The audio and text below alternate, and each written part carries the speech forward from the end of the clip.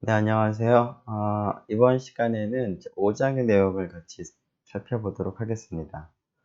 5장의 내용을 그 주피터 노트북 파일을 바탕으로 해서 같이 살펴보도록 하겠습니다.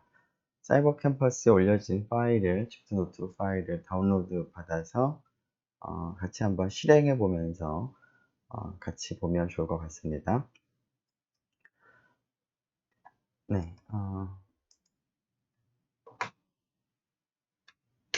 네. 지금 챕터 5장은 그 프로그래밍에 있어서 이제 중요한 개념 중에 하나인 조건문, 컨디셔널이라고 하는 조건문과 그리고 recursion, 재귀 함수라고 보통 말하는 recursion에 대해서 살펴보려고 합니다. 자, 이러한 중요한 내용을 살펴보기 전에 오퍼레이터 몇 가지를 추가를 하도록 하겠습니다. 플로어 디비전이라는 오퍼레이터와 모듈러스라는 그 오퍼레이터를 이제 소개를 하려고 합니다. 자, 그리고 컨디셔널의 대표적인 그 조건문에서 대표적인 그 문장으로서 if문, if 스테이트먼트를 생각을 해보겠습니다. 여기서 이제 플로우 디비전과 이제 모듈러스 오퍼레이터에 대해서 살펴보도록 하죠. 플로어 디비전 오퍼레이터는 그 다음과 같이 나눗셈 하는 그러한 그 슬래시 기호를 하나를 쓰는 것이 아니라 두 개를 이제 쓰는 쓰는데요. 자, 이렇게 두 개를 쓰게 되면 보통 우리가 지금까지 사용했던 나눗셈하고는 조금 다른 플로어 디비전이라고 하는 연산을 하게 됩니다. 이 플로우 디비전은 어떻게 그 연산을 하는 거냐면, 그 이제 A 나누기 B, 뭐, A 슬래시 두 개, 그 다음에 B, 이런 식으로 할 때, 두 개의 그 수를 이제 나눈다기보다는, 그 나누었을 때, 몫을 이제 알려주는 그러한, 몫을, 계산하는 그러한 오퍼레이터, 연산자가 되겠습니다. 그런 몫을 다르게 표현을 하게 되면 두 개의 그 수를 나눈 다음에 그 나눈 결과를 이제 소수점 아래에 있는 부분을 버려버리고 정수로 바꾼다 라는 형태로도 우리가 얘기를 할 수가 있을 텐데요. 구체적으로 한번 그 example을 살펴보면 어떤 것인지 바로 알 수 있을 것 같습니다. 자, 일반적인 디비전, 컨벤셔널한 디비전은 다음과 같이 슬래시를 하나를 쓰는 것인데요.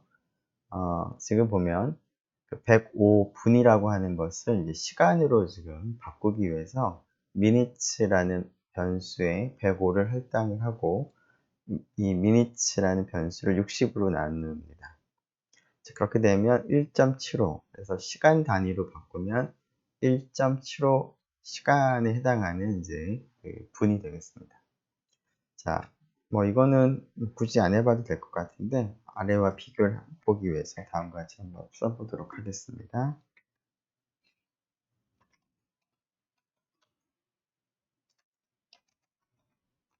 하고, 자, 여기서는 이제 그 한 셀에 여러 개의 그 스테이트먼트를 입력을 해도 되니까 이렇게 셀 하나에 두 개의 스테이트먼트를 입력을 하고 실행을 해보면 맨 마지막에 있는 expression은 어떤 그 값을 다른 변수 할당을 이제 하지 않은 그런 형태이기 때문에 그 값이 이제 출력이 되는데요. 1.75라고 출력이 됩니다. 자, 이런 나눗셈이 아니라 플로우 디비전은 어떻게 하는지 좀 보도록 하겠습니다. 자, 플로우 디비전은 우리가 좀 바꿀 것이 이제 슬래시를 더블 슬래시로 지금 바꾸는 겁니다. 그래서 슬래시 하나랑 더블 슬래시는 전혀 다른 의미의 연산을 이제 하는 그런 연산자라고 보면 되겠습니다. 자, 계산 좀, 타이핑을 좀 줄이기 위해서 위에 있는 것을 이제 가지고 오고, 이렇게 하죠. 자, 실행을 해보면, 네, 안 바꿨네요. 네, 다시 실행을 해보면, 조금 전과는 달리 hours라고 하는 그 변수에 1.75가 아니라 1이 할당된 것을 볼 수가 있는데요. 그것은 아까 그 나눈 결과 1.75에서 0.75를 그냥 없애버리고 1을 이제 얻은 결과입니다. 즉 105를 60으로 나눌 때 정수의 나눗셈을 생각을 할 때 몫이 1이고 또 나머지가 일부 있을 텐데요. 이때 결국은 이제 60으로 나눌 때 몫을 계산을 하는 그러한 오퍼레이터다라고 기억을 하면 되겠습니다. 자, 물론 이것을 우리가 앞에서는 그 다음과 같이 int라고 하는 컨버전을 사용을 해서 계산을 하기로 했습니다. 즉, 어떤 변수를 60으로 나눈 다음에 지금 이 경우는 1.75가 될 텐데요. 그 값의 정수 부분을 택하게 되면 1이 나오는데 결국은 이 과정을 한 번에 할 수 있도록 플로우 디비전이라고 하는 그런 오퍼레이터를 사용을 하면 이런 아주 복잡하진 않지만 나누고 인트로 택하는 것을 그냥 간단하게 플로우 디비전을 통해서 할 수가 있겠습니다. 자, 그러면 플로우 디비전이 이제 몫을 계산하는 과정이니까 몫과 이제 같이 더불어 생각할 수 있는 것이 나머지인데요. 자, 그럼 나머지를 이제 얻으려면 어떻게 해야 되는가를 생각을 해보겠습니다. 자, 물론 나머지의 의미를 생각해 보면 다음과 같이 직접 계산을 하는 것도 한 가지 방법이겠습니다. 자, 조금 전에 그 minutes가 105가 입력이 되어 있었고요.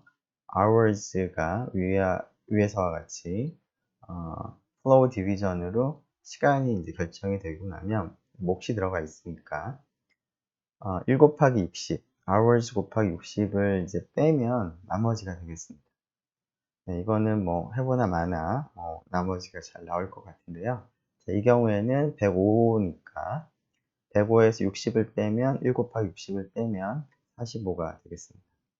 자, 이렇게 나머지를 계산하는 것도 가능하지만 이 과정을 조금 간편하게 할 수 있는 방법을 제공하고 있는데 그것이 모듈러스라고 하는 오퍼레이터입니다.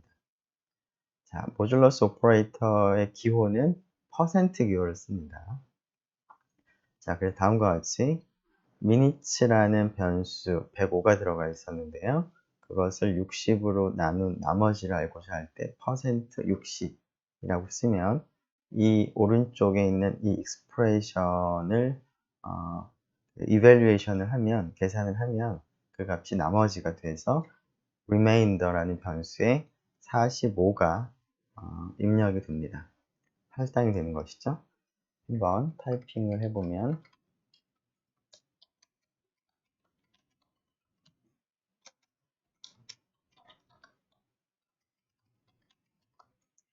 위에 물론 이제 minutes가 105가 입력이 되어 있기 때문에 뭐 따로 입력을 하진 않아도 되는데 이 셀 전체에 그냥 모든 변수를 다 보일 수 있도록 이렇게 입력을 하게 되면 리메인더가 45가 나오는 것을 볼 수가 있습니다. 자, 조금 전에 플로우 디비전과 지금 몫을 계산하는 것과 리메인더, 나머지를 계산하는 연산 자료를 소개를 했는데요. 자, 이러한 것들을 이용을 해서 우리가 확인할 수 있는 간단한 사실 중에 하나는 어떤 그 숫자를 이제 생각을 했을 때 한 숫자가 다른 숫자로 나누었을 때 나누어 떨어지는지 떨어지지 않는지를 확인하는데도 이러한 오퍼레이터를 사용할 수가 있습니다. 자, 주로 정수가 되겠죠. 한 수가 다른 수로 나누어 떨어지는지 안 떨어지는지를 영어 표현으로 divisibility라고 우리가 얘기할 수 있을 텐데요. 자, x하고 y라는 두 개의 그 수가 있을 때 x가 y로 나누어 떨어지는지를 판단하려면 x y를 계산을 하면 x를 y로 나눌 때 나머지가 나올 텐데요. 이 값이 0이면 나누어 떨어지는 것이고 그렇지 않으면 나누어 떨어지는 것이 아니겠습니다. 즉 x%y가 0일 필요충분 조건이 x가 y로 나누어 떨어진다 라는 것이죠. 예를 들어서 34% 7을 하게 되면 34는 7로 나눠 떨어지지가 않는데요. 34 나누기 뭐가 좋을까요? 갑자기 생각이 안 나. 17? 34는 17로 나눠 떨어지는 것을 이제 이 결과를 보고 우리가 확인할 수가 있겠습니다.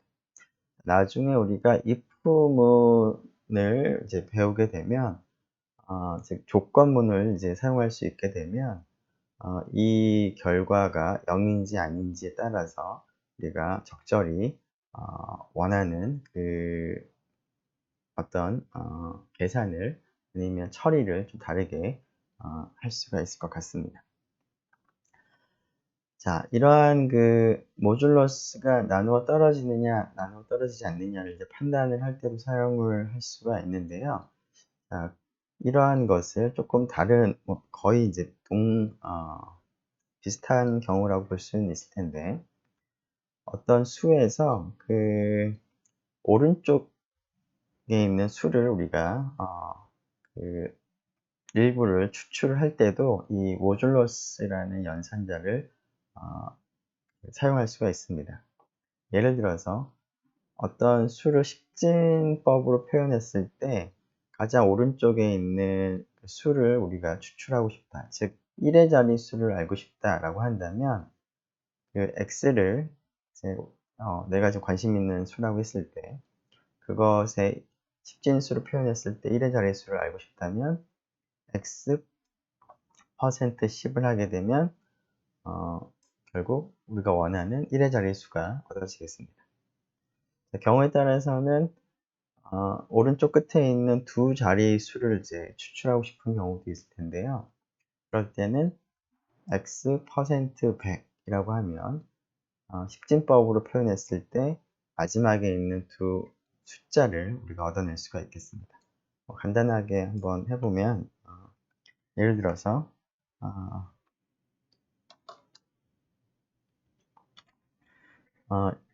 2의 10제곱이 있는데 2의 10제곱에 1의 자리 숫자가 뭐냐를 알고 싶다면 다음과 같이 10으로 나누면 되겠고요. 비슷하게 2의 10제곱에 그 10의 자리와 1의 자리가 얼마인지 알고 싶다면 100으로 나누면 나머지를 계산을 하면 얻을 수가 있겠습니다.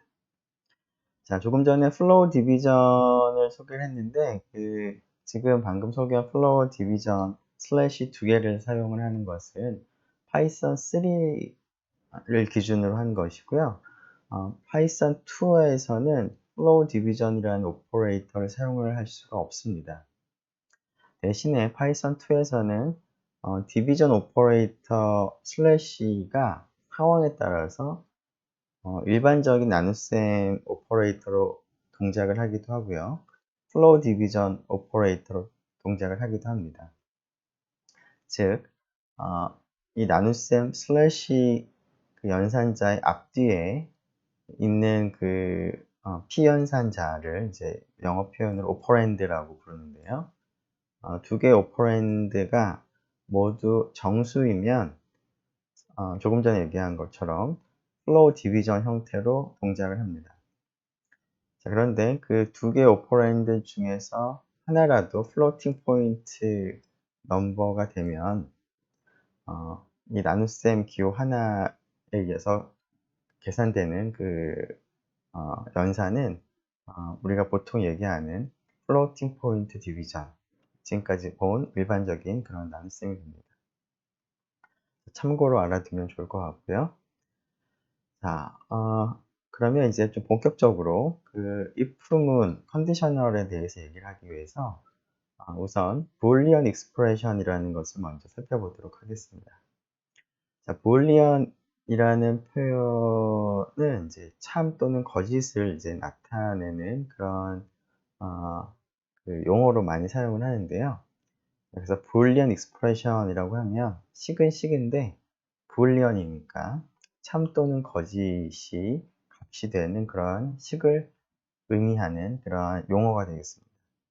즉 불리언 익스프레션은 익스프레션이면서 익스프레션은 이제 값이 있을 텐데 그 값이 true 혹은 false라는 참이거나 거짓인 그러한 값을 가지는 익스프레션을 불리언 익스프레션이라고 부릅니다. 자, 이런 불리언 익스프레션을 이제 한 가지 간단한 example을 보면 처음 보는 오퍼레이터가 등장을 하는데요. 앞에서 우리가 봤던 그 assignment의 기호는 그 equality 기호를 하나만 사용을 했는데 그 기호를 하나만 사용하는 것이 아니라 두 개를 이제 사용하는 오퍼레이터입니다. 자, 이것을 다음과 같이 그 사용을 해보면 즉 O equal O 라고 하게 되면 그리고 이제 이 식의 값을 우리가 확인해 보면 3이다 라고 나오고요. 5하고 6이 같으냐 이제 equal을 하게 되면 거짓이라고 나옵니다. 한번 해보죠. 네, 3이 나왔고요.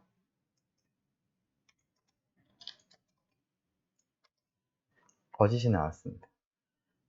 즉, 그 equality 기호를 쓴 이 오퍼레이터를 사용을 하게 되면 왼쪽과 오른쪽에 있는 값이 동일하게 되면 참이 되고 동일하지 않으면 거짓이 되는 그런 불리언 익스프레션을 우리가 살펴봤는데요. 이때 이제 이런 불리언 익스프레션은 참 또는 거짓의 값을 갖는다라고 얘기했는데 실제로 그 결과를 보면 true라고 되어 있고 false라고 되어 있는데 이 true라고 되어 있는 것과 false라고 되어 있는 것을 보면 그냥 문자열이 출력이 된 것인지 아니면 다른 것이 뭐 출력이 된 것인지 좀 구분이 되지 않을 수 있는데요. 파이썬에서는 true라고 하는 것과 false라고 하는 것은 특별한 별도의 타입을 가지는 하나의 값이 됩니다. true라고 하는 것과 false라고 하는 것은 정확하게 대문자 t로 시작을 해서 소문자 ru이라고 쓰고 false도 마찬가지로 대문자 f로 시작을 해서 소문자 alse로 써야 하는데 이러한 것은 이제 타입이 불타입이 되고 이러한 것 자체가 뭐 숫자 뭐 1, 2, 3 같은 것처럼 하나의 값이 됩니다. 그것을 좀 확인해 보기 위해서 TRETRU이라고 타이핑해 보면 색깔이 바뀌는 것을 볼 수 있죠. 즉 이것이 그 파이썬에서 특별한 의미로 사용되는 키워드다라는 것을 여러분들이 눈치를 챌 수 있을 것 같습니다. 자, 이러한 true라고 하는 것은 문자열 true하고는 다른 겁니다. string. 자, string true는 따옴표로 시작을 해야 되는 것이고요. 왼쪽에 있는 true는 따옴표 없이 그냥 true이라고 쓰는 것인데요. 자, 왼쪽은 타입이 불 타입이고 오른쪽은 문자열 string 타입입니다. 그래서 그것을 확인해 보기 위해서 타입이라는 함수를 사용해 보면 불이라고 나오죠. 자, 비슷하게 false도 마찬가지입니다. 물론 false가 의미하는 것은 거짓을 의미하는 값이고요. true는 참을 의미하는 값이 됩니다. 앞에서 따옴표를 붙이게 되면 타입 자체가 전혀 다릅니다. 그냥 글자 그대로 그냥 false라는 글자를 의미하는 것이죠. 자, 그래서 그 true 혹은 false라고 하는 이러한 상수 또 특별한 타입의 불이라고 부르는 타입의 값이다 라는 것도 같이 기억을 하면 좋겠습니다. 자, 조금 전에 불리언 익스프레션을 하나를 살펴봤는데요. 그 중에 하나가 이제 equality, 왼쪽과 오른쪽이 동일한지 안 한지를 판단하는 그러한 이제 익스프레션을 만들 때 사용한 오퍼레이터였는데요. 자, 이런 오퍼레이터는 관계 연산자, relational operator라고 부르는 여러 오퍼레이터 중에 하나입니다. 즉, 두 그 숫자를 우리가 주로 이제 비교를 하거나 혹은 두 밸류를 이제 비교를 이제 할 때 사용하는 오퍼레이터인데요. 왼쪽과 오른쪽에 있는 두 밸류의 관계를 우리가 판단할 때 사용하는 이제 오퍼레이터라는 의미에서 관계 연산자, 우리말로 영어 표현으로 relational operator라고 부릅니다. 자, 그래서 이러한 관계 연산자는 지금 방금 본 것처럼 등호, equality 사인을 두 개를 하는 것이 있고요. 그 다음에 느낌표에다가 이제 equality 사인을 하는 것이 있고, 부등호. 이제 부등호도 이제 방향이 두 가지 방향이 있는 것이죠. 그리고 부등호에다가 equality를 포함한 이러한 것들이 우리가 사용할 수 있는 관계 연산자들입니다. 자, 의미를 좀 살펴보면, 자, 우리가 앞에서 그 example을 살펴본 equality 기호를 두 개를 쓴 것은 x하고 y가 동일한지 안 한지를 이제 판단할 때, 관계를 이제 알아내고자 할 때 사용하는 오퍼레이터입니다. 즉, x와 y가 동일하면, 동일한 값을 가지면 true, 참이 되고, 그렇지 않으면 false가 되겠습니다. 자, equality라고 이제 보통 얘기를 합니다. 동일하냐, 안 하냐를 이제 의미하는 거니까. 즉, 수학에서 이제 보통 우리가 등호 하나를 쓰는 이제 의미가,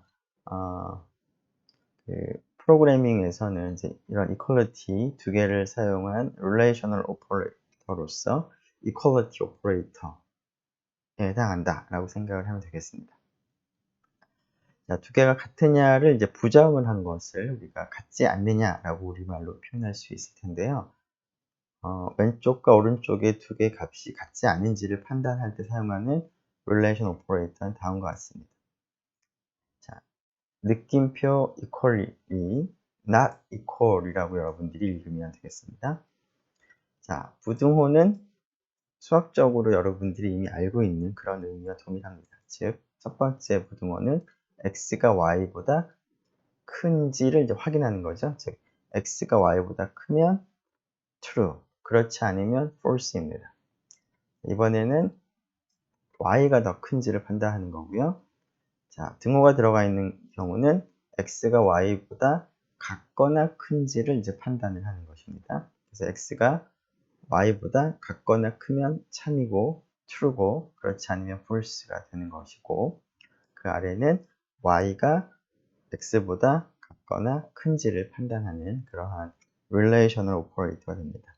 이런 relational operator의 이제 그 결과는 값은 전부 다 true 아니면 false가 되는 것이겠습니다. 즉, 이러한 것들은 모두 Boolean expression이 되겠습니다. 뭐 굳이 이런 것들을 테스트 뭐까지 해볼까요? 네, 네, 이렇게 하면 참이 나오는 것이고요. 이렇게 하면 false가 나오는 것이고요. 이렇게 하면 참이 나오는 이런 것들을 볼 수가 있고, 하나만 더 해볼까요? 4하고 6이랑 다르다? 참이죠? 4하고 4가 다르냐? 거짓이죠? 네. 자, 여기서 이제 앞에서도 얘기한 것처럼 equality를 의미하는 relational operator는 이제 같다라는 이 기호 심볼을 두 개를 사용을 해야 되고요. 하나를 쓰는 것은 우리가 앞에서 assign을 할 때 사용을 했던 오퍼레이터입니다. 두 가지 기호를 구분을 확실히 잘 해야 되겠습니다. 그리고 또 한 가지는 우리가 앞에서 같거나 크다, 같거나 작다, 뭐 라고 하는 이러한 relation operator를 얘기를 했는데요. 이때 부등호가 항상 먼저 나오고 equality 기호가 뒤에 나와야 됩니다. 순서를 바꾸면 에러가 발생합니다. 그래서 이렇게 뭐 사람이 이제 이해를 할 때는 대충 보고 같은 의미라고 판단할 수 있을 것 같긴 하지만 파이썬에서는 이제 이러한 기호는 사용을 하지 않습니다.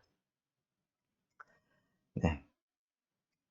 자, 조금 전에 그 Boolean expression이라고 하는 것을 얘기했는데요. Boolean expression은 참 또는 거짓을 갖는 expression을 얘기했는데, 그런 Boolean expression을 만들어내는 첫 번째 방법으로서 두 값을 비교하는 관계 연산자를 소개를 했고요.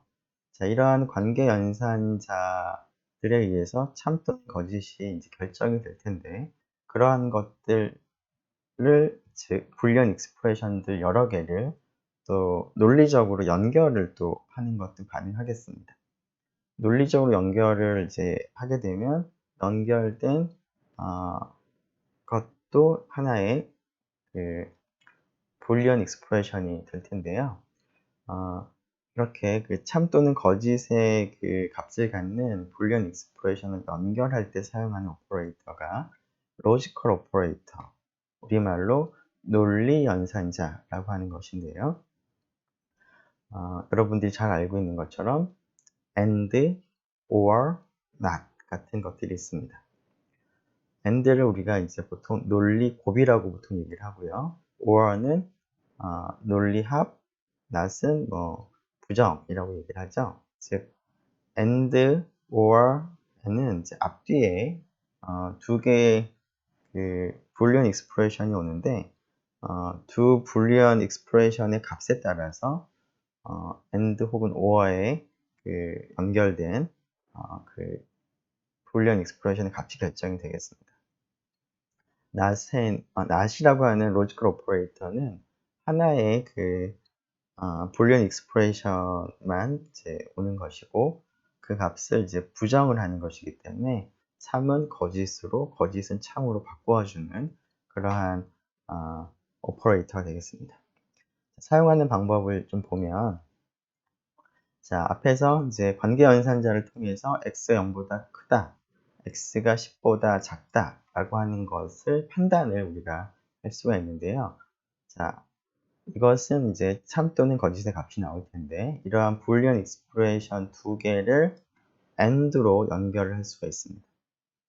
자, AND가 논리 곱이라고 얘기를 했는데 이 전체가 하나의 불리언 익스프레션이 되는데 이 전체 불리언 익스프레션의 참 거짓은 첫 번째 것과 두 번째 것이 동시에 참이 되는 경우에는 참이고 두 개 중에 하나라도 거짓이 되면 전체가 거짓이 되는 그런 논리 곱을 의미합니다.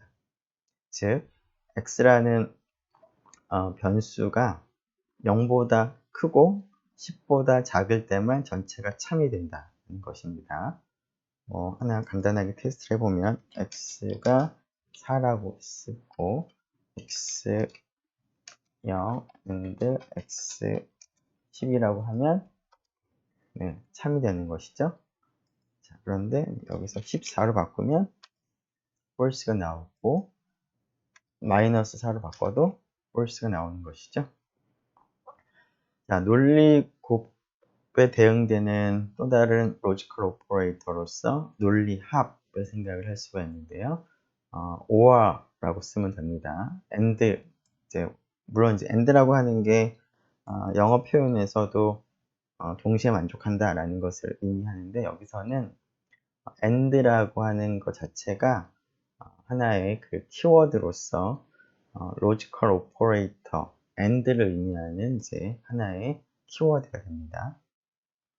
자, 비슷하게 or라는 것을 사용하게 되면 두 개의 그 불리언 익스프레션 중에서 둘 다 참이거나 두 개 중에 하나만 참인 경우에 참이 되는 그러한 오퍼레이터가 or 오퍼레이터입니다.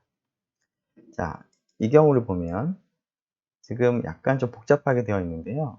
자, n을 2로 나눈 나머지죠. 자, 그것을 0하고 지금 비교하고 있습니다. 그것이 0과 같은지를 물어보고 있고, 확인하고 있고, n을 3으로 나눈 나머지가 0인지를 물어보고 있습니다. 확인하고 있습니다.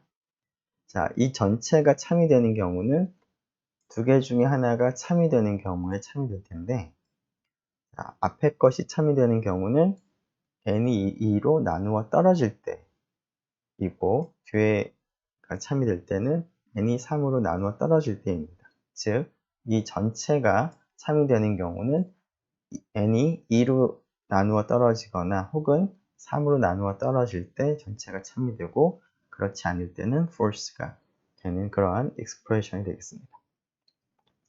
자, 부정은 말 그대로 불리언 익스프레션의 값을 이제 반대로 바꿔주는 것이죠. negate라고 영어 표현에서는 이제 이렇게 할 수 있을 것 같습니다. 다음과 같이 not 다음에 하나의 불리언 익스프레션이 오는데 여기서 이제 괄호를 이제 썼는데요. 이 괄호를 이제 쓴 거는 이제 순서 관계가 약간 좀 혼돈이 되지 않도록 명확하게 하기 위해서 괄호를 쓴 것입니다. 즉, x하고 y의 그 관계를 먼저 비교를 하고 그 참 것을 이제 부정을 하겠다라는 것이죠. 그래서 이 전체가 참이 되는 경우는 언제냐면 이 괄호에 해당하는 불리언 익스프레션이 거짓이 될 때인 거고, 이 녀석이 참이 될 때 전체가 거짓이 되는, 이제 반대로 되는 그러한 그 의미를 갖습니다.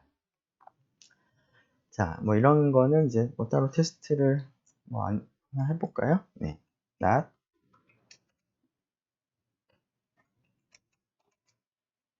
1이 2보다 크다의 부정은 3이 되겠죠? 네. 자, 이렇게 이제 그 로지컬 오퍼레이터들을 얘기를 이제 했는데요. 앞에서 이제 불리언 익스프레션들을 우리가 많이 사용을 이제 했는데,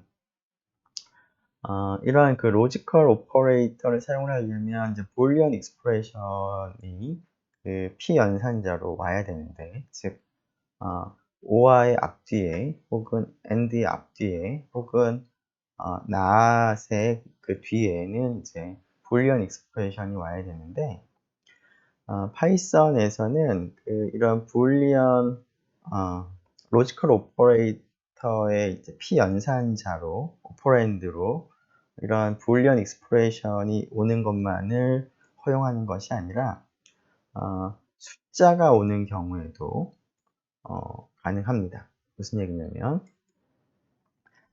and라고 하는 이제 로지컬 오퍼레이터의 앞뒤에 불리언 익스프레션이 와야 되는데, 즉 1이 2보다 크냐, 이건 거짓이니까 이렇게 쓰죠. 라는 것뿐만 아니라 다음과 같이 1, 그러면 뭐 5 정도 할까요? 자, 이렇게 와도 허용을 합니다. 즉 뒤쪽은 and의 뒤쪽에는 불리언 익스프레션이지만 앞쪽은 불리언 익스프레션이 아니라 그냥 수가 온 거죠. 자, 불리언 익스프레션이 와야 될 자리에 수가 오는 것도 허용을 합니다. 이때 그 수가 0이 아닌 수는 참이라고 우리가 간주를 하고요. 0인 숫자는 거짓이라고 간주를 합니다. 즉 0이 오게 되면 앞에 것을 이제 false, 0이 아니라 0이면 false로 간주를 합니다. 자, 물론 여기서 이제 그 0 and 3이 2보다 크냐라고 하는 것에 이제 true false가 아니라 0이라고 나오기는 했지만 이 0을 그 true false로 해석을 할 때는 이제 false로 해석을 합니다. 그래서 뭐 예를 들면 이거 전체에 not을 해보면 true가 되는 것이죠. 즉 이 녀석이 false였다는 것을 의미합니다. 이것이 false라는 얘기는 이것은 참이기 때문에 0은 false로 간주했다라는 것을 의미하겠습니다. 네, 그래서 그 난제로 넘버는 참으로 true로 해석을 하고 0은 false로 해석을 한다. 그래서 42 and true라고 하면 앞에서 true는 이제 이 자체가 참 값을 갖는 것이니까 이것 자체가 하나의 Boolean expression이라고 볼 수 있는데요. 자, 그 앞에는 Boolean expression이 아니라 42라는 숫자가 왔는데 이런 경우에도 and는 동작을 하고 허용을 합니다. 이 경우에는 0이 아닌 수가 왔으니까 참으로 우리가 해석을 하기 때문에 and의 결과가 참이 됩니다. 네. 자, 그러면 이러한 그 논리 연산자 그리고 관계 연산자들을 이제 이용을 하면 여러 가지 조건이 만족하는지 만족하지 않는지를 우리가 판단을 할 수가 있는데요. 자, 그러한 조건이 만족하는지 만족하지 않는지에 따라서 우리가 처리를 조금 다르게 그 프로그램을 우리가 작성을 할 때 어떤 조건을 확인하고 그 조건의 참 거짓에 따라서 다르게 어떤 계산을 하고자 할 때 사용하는 문장을 살펴보도록 하겠습니다. 그러한 것을 conditional execution, 조건 실행, 조건문이라고 얘기할 수 있을 것 같은데요. 그러한 것의 대표로 if라고 하는 키워드를 사용한 if statement, if문에 대해서 살펴보도록 하겠습니다. conditional statement, 조건문이라고 하는 것은 앞에서 얘기한 것처럼 어떤 관심이 있는 조건을 확인을 할 수 있고 확인을 해서 프로그램의 어떤 동작을 그 결과에 맞춰서 참이냐 거짓이냐에 맞춰서 바꿀 수 있는 그러한 능력을 가진 그러한 문장을 이제 조건문이라고 합니다. 자, 다음과 같은 심플한 조건문을 하나 살펴보도록 하죠. 자, x라는 어떤 변수가 있는데 그 값이 0보다 크냐 작으냐 관계를 이제 판단을 하는 것이죠. 자, 조건이 됩니다. 자, 이 조건이 참이 되면 어떤 일을 하고 싶냐면 x는 positive다 라고 하는 문자열을 출력을 하기를 이제 원하는데요. 자, 그럴 때 사용하는 문장이 바로 이와 같습니다. 이것을 한번 테스트를 해보죠.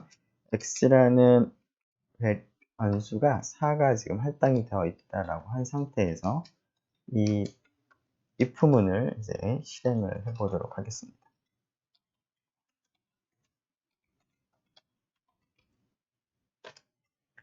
자, x가 지금 4인 상황에서는 이 조건이 참이 되는 것이고요. 이 조건이 참인 경우에는 그 아래에 있는 것이 출력이 됐습니다. 실행을 했습니다. 그런데 여기 있는 값이 마이너스 4인 경우에는 이 조건이 거짓이 되고 그런 경우에는 이 문장이 실행이 되지 않는 것을 지금 볼 수가 있습니다. 자, 이러한 형태가 그 조건문의 대표적인 예가 되는데요. 자, 조금 전에 우리가 작성한 조건문에 대해서 조금 더 자세히 살펴보도록 하겠습니다. 자, if 다음에 있는 이 Boolean expression을 condition, 조건이라고 부릅니다. 자, if 다음에 어떤 내가 확인하고자 하는 조건에 해당하는 Boolean expression을 우리가 이제 적고 그 다음에 콜론을 이제 맨 마지막에 타이핑을 합니다. 자, 그리고 나서 이만큼 인덴테이션 여기서도 동일하게 한 4개 정도 빈칸 4개 정도를 4개 정도라기보다는 정확하게 4개를 들여쓰기를 한 다음에 내가 이제 실행하고자 하는 어떤 스테이트먼트를 작성을 합니다. 자, 그러면 이 테스트에서 본 것과 같이 주어진 조건이 참인 경우에는 그 인덴테이션을 하고 나서 작성한 문장을 이제 실행을 하는 것이고요. 이 조건이 거짓이 되는 경우에는 이 문장이 실행이 되지 않고 물론 if문 자체는 이제 실행을 한 거지만 if문 안쪽에 있는 인덴테이션을 하고 쓴 이 문장이 실행이 되지 않고 아무 일도 일어나지 않았습니다. 자, 이런 if문을 쓸 때 이제 그 문법적인 지켜야 할 것들을 좀 보면 앞에서 우리가 살펴본 그 함수를 정의를 한다거나 혹은 포문을 작성을 한다거나 할 때하고 유사한 형태로 되어 있는데요. 자, 이러한 형태를 보면 처음에 if문이라고 하는 부분이 있고 그것에 이제 내용이 있습니다. 그래서 첫 번째 부분을 함수의 정의에서나 포문에서 마찬가지로 헤더라고 부르고요. 그 아래에 있는 이 문장을 if문의 body라고 부릅니다. 이렇게 이제 헤더와 body로 이제 구분이 되어 있기 때문에 compound statement라고 부르기도 하는데, 자, 이러한 이제 compound statement, if문의 형태는 구조는 함수 정의나 포문과 동일하겠습니다. 즉, 처음에 헤더를 쓰고 맨 마지막에는 콜론을 반드시 써야 되고, 그 다음에 body를 쓸 때는 인덴테이션을 반드시 지켜야 되고, 그리고 나서 body에 들어갈 스테이트먼트를 작성을 하면 됩니다. 네, 그리고 if문의 경우에는 이 body에 반드시 문장이 하나 이상 포함이 되어 있어야 됩니다. 문장이 생략되어 있으면 전혀 문장이 생략되어 있으면 되지 않는데요. 자, 경우에 따라서는 이제 이 body의 내용을 생략을 하고 싶은 경우도 가끔 있습니다. 예를 들면 어떤 프로그램을 작성을 할 때 일단은 그 큰 그림을 좀 먼저 생각을 먼저 하기 위해서 어떤 컨디션을 우리가 확인할 건지를 먼저 생각하고, 그 각각의 컨디션이 참인 경우에 어떤 일을 할 것인지는 나중에 다시 채워 넣기를 이제 바란다면, 처음에 큰 그림을 그릴 때는 이 내용을 나중에 채워 넣기 위해서 좀 생략을 하고 싶은 경우가 있는데요. 자, 그럴 때는 if문에는 최소한 하나의 문장은 와야 되기 때문에 그냥 빈칸으로 두면 안 되고, 그럴 때는 pass라고 하는 특별한 키워드를 쓰면 if문의 body에 이제 문장이 하나가 들어가게 돼서 에러가 발생을 하지 않으면서 pass라고 이제 적게 되면, pass라는 말의 의미처럼 이 조건이 참이되는 경우에 아무 일도 하지 않고 그냥 넘어갑니다. 그리고 나중에 그 프로그래머가 디테일을 채울 그때는 이제 패스를 지우고 적절한 어떤 스테이트먼트를 작성을 이제 하면 되겠습니다. 자, 조금 전에 그 if문 같은 경우에는 조건 만족을 하는 경우에만 이제 그 문장을 실행을 했는데요. 그러면 조건을 만족하지 않은 경우에는 아무 일도 일어나지 않았는데, 정확하게는 이 조건이 거짓이 되면 이 if 문장 다음에 있는 아래 문장으로 넘어가서 그 아래 문장을 이제 실행을 합니다. 자, 그런데 이제 이 조건이 참이 되는 경우뿐만 아니라 거짓이 되는 경우에도 어떤 특정한 일을 이제 수행하고 싶다면 다음과 같이 if else 문을 사용을 하면 됩니다. 자, if else 문을 사용하는 한 가지 예를 먼저 살펴보죠. 자, if x%e equal 0. 즉, 첫 번째 그 컨디션은, 첫 번째라기보다 아무튼 컨디션은 x라는 이제 변수에 들어가 있는 값이 2로 나누어 떨어지는지를 이제 판단하는 것이죠. 그래서 그것이 참이면 x는 짝수다. even number가 짝수라는 표현이죠. 라고 이제 출력을 하는 것이고요. 자, 여기 else라고 되어 있는데, else 밑에는 인덴테이션이 되어 있고, print x is odd라고 되어 있습니다. x는 홀수다라는 그런 의미가 되겠습니다. 자, 이런 그 문자열을 출력을 하는 그런 문장이 들어가 있는데, if문만 쓴 것이 아니라 else라고 되어 있습니다. 이렇게 else라고 쓰게 되면은 이 조건이 참이면 if문 바로 아래에 있는 이 문장이 여기서 하나밖에 없지만 여러 개 있게 되면 그 여러 개를 다 실행을 합니다. 순서대로. 자, 이것이 거짓이 되면 else 밑에 있는 이런 문장들을 이제 실행을 하게 됩니다. 자, 그리고 if 다음에, 그러니까 if의 헤더에 맨 마지막에 콜론을 적은 것과 마찬가지로 else 다음에도 콜론을 적어야 되고요. if 다음에 body를 우리가 적을 때 인덴테이션을 하는 것처럼 else 다음에도 반드시 동일한 그 개수로 인덴테이션을 해야 됩니다. 즉, 이 문장을 보면 x가 2의 배수이면 x는 짝수다, 그렇지 않으면 홀수다 라고 이제 출력을 하는 그런 코드가 될 것 같은데요.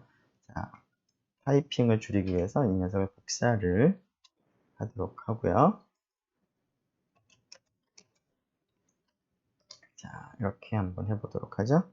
그러면 x는 홀수다 라고 출력이 되고 14 바꾸면 x는 짝수다 라고 출력이 되는 것을 볼 수가 있습니다. 즉, if else는 그 조건이 참일 때와 거짓일 때 각각 다른 처리를 이제 하고자 할 때 if else 문을 사용을 하면 우리가 원하는 결과를 얻을 수가 있겠습니다. 네, 그래서 이제 if else 문을 보면 이 boolean expression은 참 또는 거짓이 되기 때문에 이 두 가지 그 스테이트먼트 중에서 정확하게 딱 하나만 실행을 하게 됩니다. 자, 그런 의미에서 이러한 것을 우리가 branch라고도 부르는데요. branch가 우리말로 뭐 번역하자면 이제 가지라고 볼 수가 있겠죠. 내가 어떤 그 상태에서 다음으로 넘어갈 때 몇 가지 그 경우를 생각을 할 수 있을 때 우리가 이제 가지, 경우라고 얘기를 할 텐데 지금 여기서 이제 if else 문이 그러한 branch를 만드는 그러한 문장이 되겠습니다. 네, 이러한 이제 branch를 만들게 되면 우리가 이제 이러한 그 프로그램을 이제 실행을 이제 할 때 이 조건의 참 거짓에 따라서 두 개 중에 한쪽만 이제 실행이 되는 것을 이제 가지치기가 되겠습니다. 자, 조금 전에는 이제 if else라는 이제 그런 문장에서 어떤 조건 하나만을 생각을 했는데요. 경우에 따라서는 이제 조건을 하나만 이제 확인을 하는 것이 아니라 여러 개의 조건을 순서대로 좀 확인을 하면서 그 결과에 따라서 어떤 실행을 좀 다르게 하고 싶은 경우가 있는데요.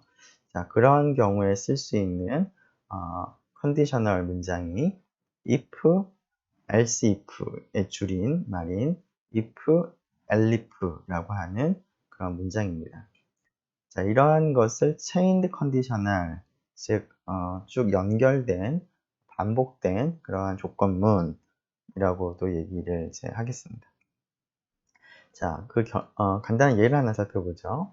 자, x하고 y라는 두 가지 변수에 대해서, 두 개의 변수에 대해서 이 조건을 이제 확인해서 참이 되면은 x가 y보다 작다라고 그냥 출력을 하는데요.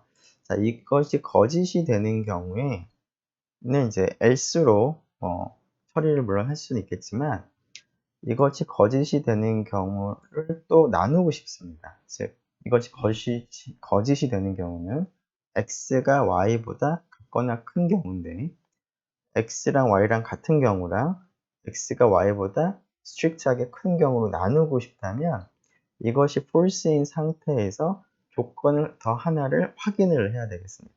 즉, 첫 번째 조건이 거짓일 때 x가 y보다 큰지를 더 확인을 해서 이것이 참이라면 x가 y보다 크다라고 출력을 하고요. 자, 이것이 거짓이어서 두 번째 그 조건을 이제 확인을 했는데 두 번째 조건도 거짓이 되면은 그때는 else 문 아래에 있는 이 문장이 실행이 됩니다.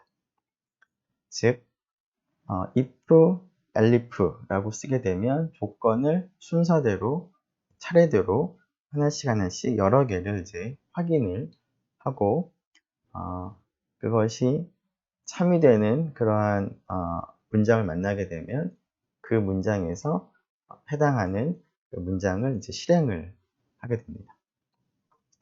자, 이 if, elif라는 것을 조금 더 형태를 살펴보면 elif라고 하는 것은 이제 여러분들이 else if의 줄임말로 기억을 하면 그 의미를 쉽게 떠올릴 수 있을 것 같습니다.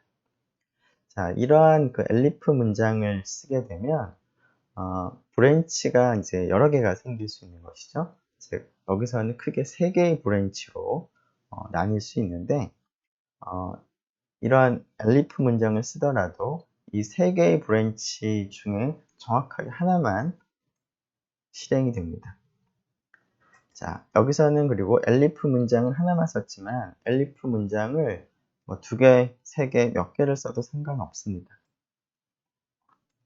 자, 그리고 elif 문장을 쓸 때 else 문장이 있어도 좋고 없어도 좋습니다. 앞에 문장에서 if 문에서도 else 문이 없이 그냥 if 문만을 우리가 사용을 할 수 있었는데요. 그것과 비슷하게 if, elif까지만 쓰고 else가 전혀 없어도 상관없습니다. 자, 그런데 만약 else가 있는 경우라면 반드시 가장 마지막에 와야 되고 그리고 딱 하나만 와야 되겠죠, 당연히. 그리고 없는 것도 가능하다라는 것도 여러분들이 기억을 하면 좋겠습니다. 자, 이러한 그 elif가 여러 개 사용된 것을 하나 살펴보도록 하죠. 다음과 같이 choice라는 어떤 변수가 a라는 문자 열과 같은지를 판단하고 그래서 그것이 참이라면 draw a라는 함수를 이제 수행을 하고 이것이 거짓일 때는 elif로 넘어가서 두 번째 조건을 확인을 합니다.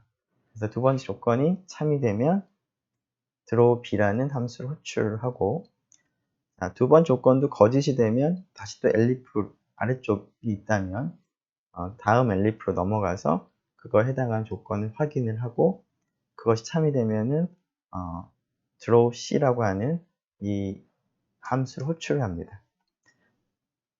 자, 그런데 choice equal c라고 하는 것마저도 거짓이 되면 아무 일도 하지 않고 if 문장이 그냥 종료가 됩니다. 따라서 if 문장 아래쪽에 또 다른 문장이 있다면 그 다른 문장을 이제 실행을 하겠습니다. 자, 이런 elif 문장이 여러 개 있으면 여러 개의 조건을 이제 확인을 하되 그 순서대로 위에서부터 차례대로 하나씩 순서대로 확인을 합니다. 자, 그래서 순서대로 확인을 하다가 false가 되면 어떠한 그 조건이 false가 되면 그 다음 elif를 갖다가 확인하는 그런 단계로 넘어갑니다. 자, 그러다가 그런 과정 중에서 처음으로 true가 이제 되면 바로 그 true에 해당하는 body를 실행을 합니다. 그리고 나서 이 body를 실행하고 나면 아래에 있는 것은 더 이상 확인하지 않고 if 문장이 종료가 되고 끝납니다. 즉, choice가 만일에 B인 경우에는 첫 번째 조건을 확인을 하고 그래서 거짓이 되는 거니까 두 번째 조건을 확인을 하고 참이 되기 때문에 이 녀석을 실행을 하고 나서 그 다음 elif는 뭐 쳐다보지도 않고 그냥 이 녀석이 다 종료가 돼서 그 다음 문장을 실행을 합니다. if문 다음에 있는 것을.